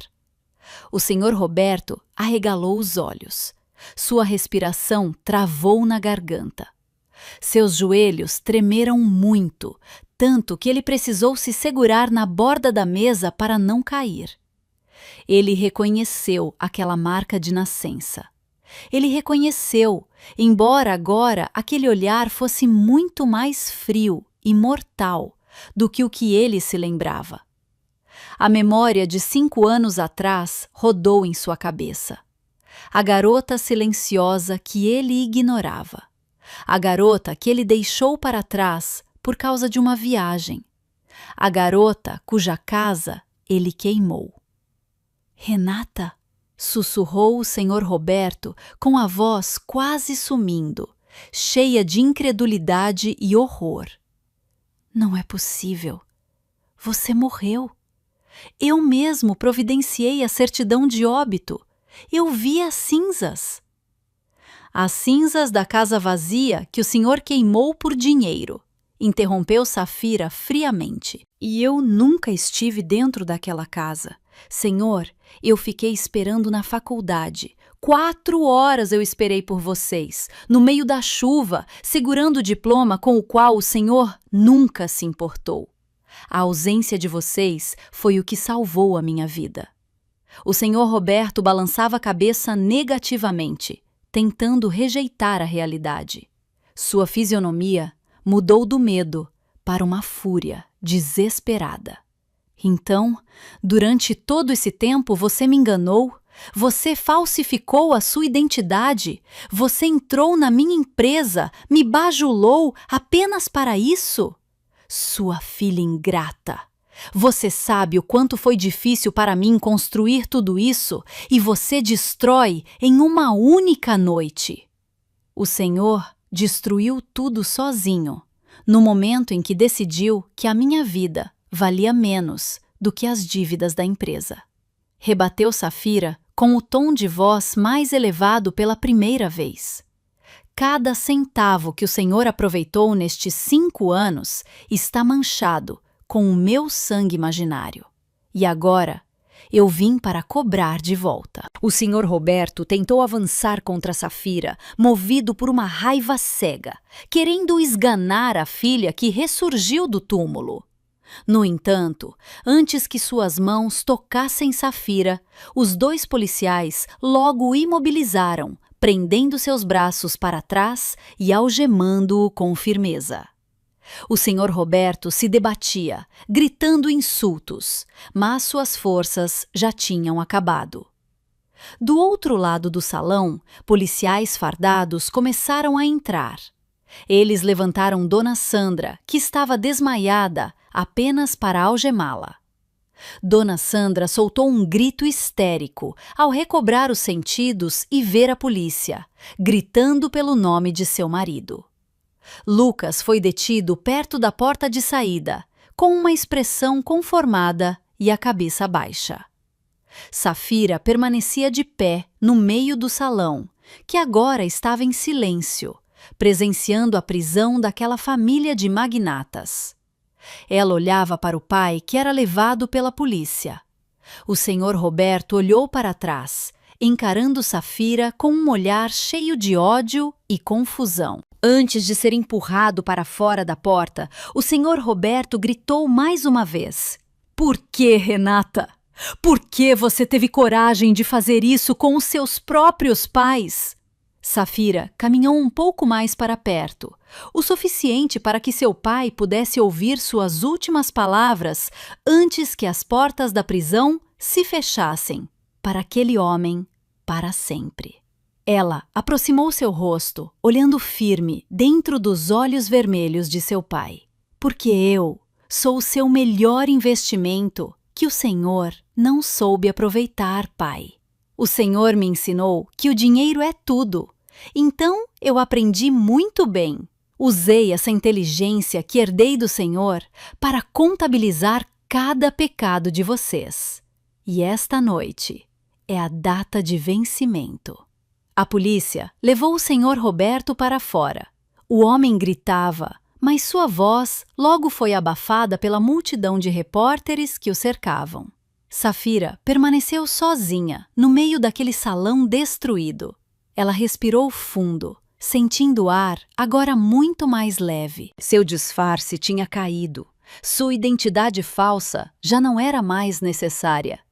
No meio da ruína da reputação de sua família, Renata se sentia verdadeiramente viva pela primeira vez. Ela deu meia volta, pegou sua bolsa e caminhou para fora por uma porta diferente, deixando seu passado que agora era conduzido em direção às grades de ferro. Naquela noite de prisão, tornou-se o início de um pesadelo longo e real para a família Roberto.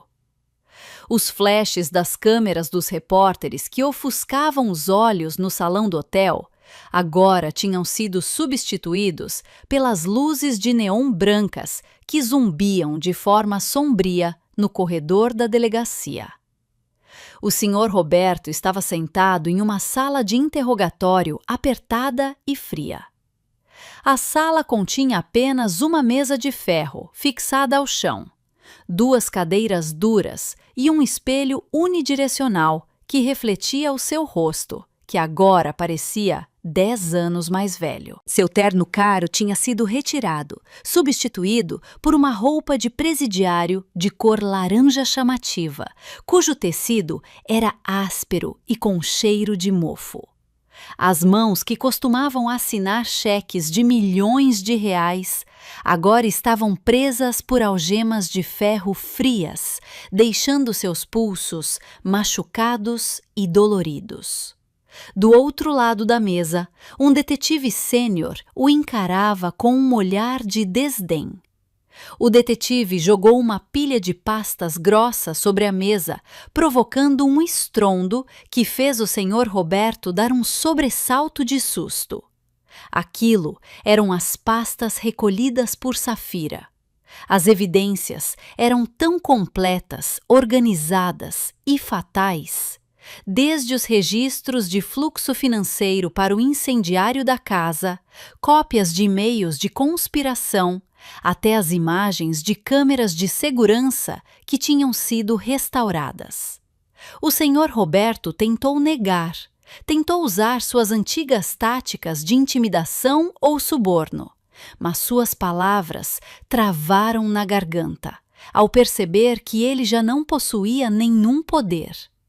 Seus bens tinham sido bloqueados. Seus advogados, que ele costumava pagar caro, sequer atendiam suas ligações, pois aquele caso era muito viral e vergonhoso. Ele estava sozinho. Enquanto isso, na cela de detenção feminina que ficava em ala separada, Dona Sandra passava por um colapso mental total. A mulher que a vida inteira só dormiu sobre colchões macios com lençóis de seda, agora precisava ficar encolhida no canto de um chão de cimento, frio e úmido. A cela tinha cheiro de urina e suor antigo. Não havia ar-condicionado, apenas um ar quente e mosquitos que zumbiam em seus ouvidos. Dona Sandra não parava de chorar e delirar. Sua maquiagem borrou, transformando-se em uma máscara assustadora e preta ao redor dos olhos. Ela passava o tempo batendo na porta de ferro, gritando por seus funcionários para lhe trazerem água gelada. Porém, ninguém aparecia, exceto pelos gritos ásperos do carcereiro, mandando que ela ficasse quieta. Em sua mente, a imagem de Renata continuava a girar. Não a Safira que estava imponente no salão de festas, mas sim a imagem de Renata pequena que ela costumava maltratar. A Renata jovem que ela trancou no quarto e a imaginação aterrorizante sobre Renata queimando. O medo de fantasmas que ela sentiu durante semanas por causa do terror provocado por Safira agora se acumulava em uma paranoia permanente. Cada vez que ela fechava os olhos, ela via fogo. Cada vez que abria os olhos, via grades de ferro. Ela começava a culpar o seu marido. Ela passava a gritar que tudo aquilo tinha sido ideia do senhor Roberto, que ela apenas tinha sido envolvida, que ela não tinha culpa. Sua voz ecoava pelos corredores da prisão, servindo de distração trágica para as outras detentas que a escutavam. Lucas passava por uma situação não menos deplorável. Ele foi colocado em uma cela superlotada, junto com criminosos comuns. Seu corpo, que nunca passou por esforço físico, tornou-se alvo fácil de intimidação dos outros detentos. Ele, que estava acostumado a viver no luxo e ser mimado, agora precisava disputar por porções de comida cujo sabor era insosso e escasso. Um arroz duro, uma sopa que só continha água e algumas folhas murchas, além de um pedaço de acompanhamento frito demais. Ao tentar comer aquilo, ele se lembrava dos pratos caros que costumava desperdiçar em restaurantes no passado. O arrependimento que ele sentia não era por ter agido mal, mas sim por ter sido pego. Ele se arrependia de ter confiado em Safira. Ele achava que, ao entregar o próprio pai, ele estaria salvo. No entanto, Safira provou ser mais esperta. As provas de corrupção e desvios de recursos cometidos por Lucas também foram entregues à polícia, como um caso separado, porém agravante. Sua esperança de ficar livre e herdar a empresa foi destruída por completo. Ele era apenas um peão que foi capturado pela rainha naquele jogo de xadrez. Os meses se passaram com um processo de julgamento desgastante e vergonhoso. Cada vez que eles eram conduzidos para fora do carro de presos, em direção ao prédio do tribunal, a multidão já estava esperando. As pessoas jogavam ovos podres, tomates e gritavam insultos. O caso tornou-se um escândalo nacional. A sociedade estava revoltada ao ver como pais podiam ser capazes de acabar com a própria filha por causa do dinheiro de um seguro. Seus rostos estampavam cada primeira página de jornal com títulos que os humilhavam. Dentro da sala de audiências, o senhor Roberto, Dona Sandra e Lucas tinham que ficar sentados, escutando o promotor de justiça detalhar os seus crimes minuciosamente. O momento mais doloroso para eles não foi quando a sentença foi lida, mas sim quando Safira foi convocada como testemunha-chave. Safira compareceu vestindo uma roupa alinhada e elegante, com o semblante calmo e radiante. Ela prestou depoimento com uma voz clara e firme, relatando como ficou esperando no meio da chuva, como descobriu os fatos sobre aquele seguro e como reergueu sua vida do zero. Ela não parecia uma vítima infeliz. Ela parecia uma vencedora. Quando Safira olhou nos olhos deles, um por um, da cadeira de testemunhas, o senhor Roberto sentiu o peito apertar. Ele via que o fruto de sua criação, que teve mais sucesso, era justamente a filha que ele jogou fora. A inteligência de Renata, a frieza de Renata e a rigidez de Renata em se vingar eram um reflexo das características do próprio senhor Roberto, porém em uma versão muito mais perfeita. O juiz finalmente bateu o martelo. O martelo foi batido com um som que ecoou por todos os cantos da sala, servindo de aviso final para o futuro da família Roberto. O senhor Roberto foi condenado à prisão perpétua, sob a acusação de tentativa de homicídio qualificado de primeiro grau e fraude de seguro de grande escala. Dona Sandra recebeu uma pena de 20 anos de prisão como executora direta. Lucas foi condenado a 15 anos de prisão sob a acusação de associação criminosa e desvio de recursos corporativos. Não houve redução de pena. Não houve nenhuma compaixão. Todos os seus bens foram confiscados pelo Estado para ressarcir os prejuízos dos investidores e pagar as multas judiciais. A mansão de luxo, os carros esportivos, as joias de diamantes, as ações da empresa, tudo sumiu em um piscar de olhos. Os dias na prisão após a sentença foram o verdadeiro inferno. O senhor Roberto foi colocado em um bloco de isolamento por causa do risco de suicídio, depois que ele tentou bater a cabeça contra a parede da cela ao saber que seu patrimônio havia sido confiscado. Naquela solidão, sem dinheiro, sem poder e sem pessoas a quem pudesse dar ordens, o senhor Roberto, aos poucos, foi perdendo a sua lucidez. Ele costumava ficar sentado, encarando a parede vazia, com as mãos se movendo como se estivesse contando um dinheiro que não existia. Ele resmungava sobre ações, sobre o IPO, sobre lucros, preso em delírios de sua época de sucesso, que nunca mais voltaria. Ele envelheceu muito rápido. Seus cabelos ficaram totalmente brancos. Seus dentes começaram a cair por causa da má nutrição, e sua pele enrugou cobrindo os ossos. O magnata dos negócios, agora, era apenas um detento de número qualquer que não tinha importância. Dona Sandra, na prisão feminina, virou alvo das outras detentas por causa de sua postura que continuava soberba no início do período de detenção. No entanto, aquela soberba logo desmoronou quando a realidade da prisão a atingiu. Ela precisava lavar as próprias roupas, limpar o banheiro imundo da cela e dormir apertada. Sua sanidade ficava ainda mais desgastada. Ela costumava acordar no meio da noite, gritando por sentir mãos frias sufocando seu pescoço. Ela tinha certeza de que Renata enviava fantasmas para torturá-la todas as noites. Suas companheiras de cela frequentemente encontravam Dona Sandra conversando sozinha com um canto escuro da parede, pedindo perdão para uma figura invisível. Perdão, Renata.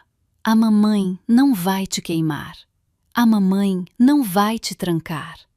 Sussurrava repetidas vezes, com os olhos arregalados, uma cena que fazia qualquer um que assistisse arrepiar de medo.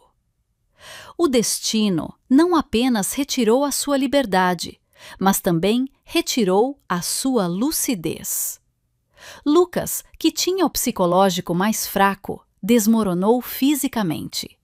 Sem o álcool e o estilo de vida de festas, seu corpo passou por crises de abstinência graves nas primeiras semanas. Ele tremia, vomitava e tinha convulsões no chão da cela sem nenhum médico particular para atendê-lo.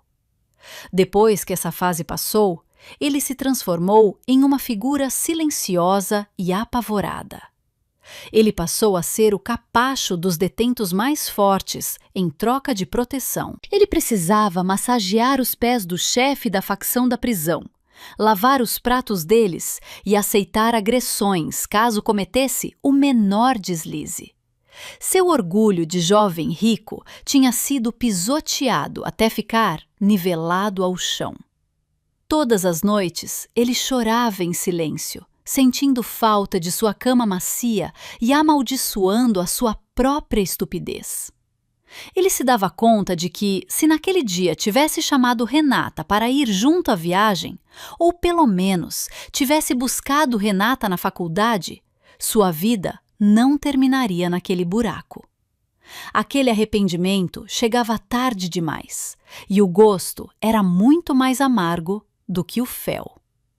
A família Roberto tinha sido destruída por completo, não restando uma única peça sequer. Eles estavam separados por trás de muros altos de concreto, passando o resto de suas vidas em um sofrimento lento e doloroso. O desejo deles de viver no luxo de forma fácil acabou por conduzi-los à pobreza e à humilhação eternas. Por trás daquelas grades de ferro, o tempo parecia parar, restando um espaço vazio e amplo para eles remoerem nos seus pecados a cada segundo, a cada minuto, a cada hora, até o último suspiro deles. Aquilo era a justiça perfeita. Eles estavam trancados, da mesma forma que trancaram Renata, mas com a diferença de que as portas das celas deles nunca mais iriam se abrir. 6 meses após a sentença ser decretada, o céu de São Paulo parecia limpo, bem diferente daquele dia de formatura cinzento de anos atrás, que foi cheio de chuva e lágrimas.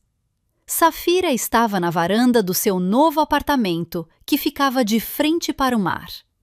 O vento do mar salgado tocava o seu rosto, balançando a ponta de seu lenço de tom pastel que ela usava.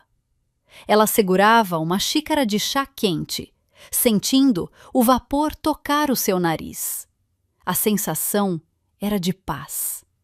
Não havia mais aquele batimento acelerado do coração por causa da adrenalina da vingança. Não havia mais noites longas passadas para invadir dados ou traçar estratégias de destruição. Tudo tinha chegado ao fim. O livro grosso, repleto de rancor, tinha sido fechado e queimado por completo. Naquela manhã, Safira tinha acabado de concluir os últimos trâmites administrativos relacionados aos bens confiscados da família Roberto. Conforme a decisão judicial, uma parte do patrimônio pessoal do Sr. Roberto, que ficou comprovado ser proveniente do recebimento do seguro de vida de Renata, foi devolvida para a vítima, ou seja, a própria Safira, como uma forma de restituição ou reparação de danos. O valor era fantástico, chegando a dezenas de milhões de reais. Aquele dinheiro agora estava em uma conta de depósito sob o seu nome. Para muitas pessoas, aquela quantia seria o passaporte para uma vida de luxo pelo resto dos dias. Era o dinheiro que no passado foi tão cobiçado por seu pai, o dinheiro que fez sua mãe aceitar se tornar uma assassina e o dinheiro que fez seu irmão se transformar em um traidor. No entanto, para Safira, aquele dinheiro tinha cheiro de sangue. Ela não podia tocá-lo para benefício próprio. Usar aquele dinheiro seria o mesmo que aprovar a crueldade deles. Ela não reuniu forças para viver do resultado da venda de sua própria vida. Safira colocou sua xícara de chá na mesa, pegou sua bolsa e saiu do apartamento. Ela dirigiu seu carro cortando o trânsito da cidade em direção à periferia, para uma região que ficava distante do vai-vem dos arranha-céus. Seu destino era um conjunto de edificações simples, porém acolhedor, que era cercado por árvores frondosas. O lar Amor Materno. Este era um abrigo onde crianças vítimas de violência doméstica e crianças abandonadas eram acolhidas. Safira tinha feito uma pesquisa profunda sobre aquele local, certificando-se de que cada recurso seria bem empregado. Nenhuma delas se sentia rejeitada ou sem valor. Ao assinar aquele documento de doação, Safira sentiu o peso enorme em suas costas ser retirado por completo. Aquele dinheiro, que foi a fonte da ruína de sua família, agora tinha sido purificado, transformando-se em esperança para as crianças que precisavam. Ela tinha quebrado a corrente de ganância que envolvia a linhagem dos Roberto. Ela não queria herdar os pecados de seu pai.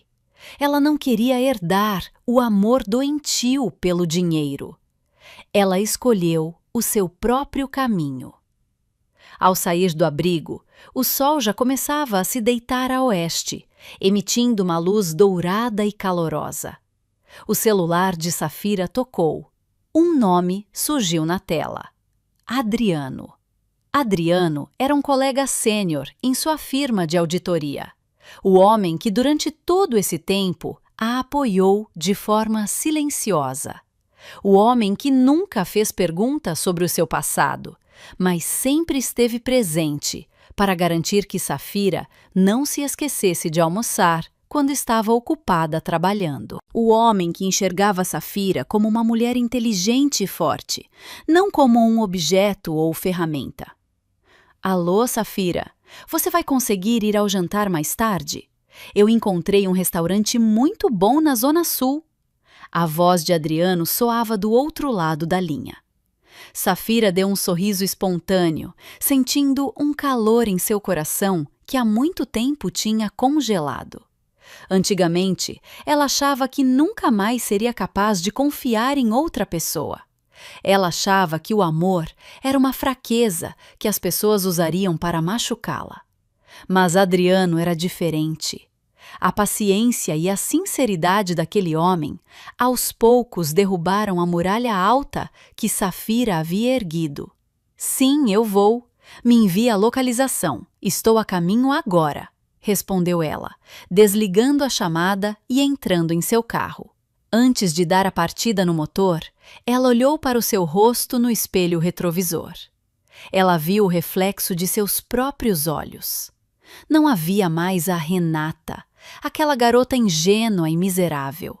Não havia mais a vítima de um incêndio. O que havia era apenas Safira, o nome que ela mesma escolheu, a identidade que ela construiu com o seu próprio suor e lágrimas.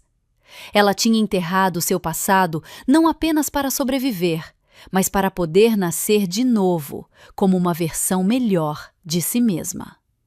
A decisão de ir embora da faculdade naquele dia da formatura, a decisão de quebrar o chip do celular, a decisão de apagar os seus rastros, foram as melhores decisões que ela já tomou na vida. Se ela tivesse ficado, ela talvez já estivesse morta, reduzida a cinzas, ou viveria como uma marionete, com o psicológico torturado pelo resto da vida. Mas ao partir, ela descobriu a sua força. Ela descobriu que o seu valor não era definido pela família que a colocou no mundo, mas sim pelo que ela fazia com a sua vida. Safira deu a partida no motor do carro. O som suave do motor parecia agradável. Ela abaixou o vidro da janela, deixando o vento da tarde tocar o seu rosto, enquanto o carro começava a avançar, saindo do pátio do abrigo. Ela não olhou para trás. Não havia nada para ser visto ali. Seu passado já estava enterrado por trás das grades de ferro, junto com as pessoas que tentaram destruí-la. Diante dela, as ruas se estendiam amplas, retas e abertas. O futuro era uma tela em branco, pronta para ser pintada com as cores de felicidade que ela mesma escolhesse. Adeus, Renata, sussurrou baixinho, com sua voz sendo levada pelo vento e sumindo em meio ao barulho da cidade. E seja bem-vinda, vida. O veículo sedã acelerou, misturando-se ao fluxo de trânsito dinâmico da cidade, conduzindo Safira em direção ao seu compromisso de jantar, em direção a um sorriso verdadeiro, em direção a um afeto sincero e em direção a uma liberdade absoluta que nunca mais poderá ser tirada por ninguém.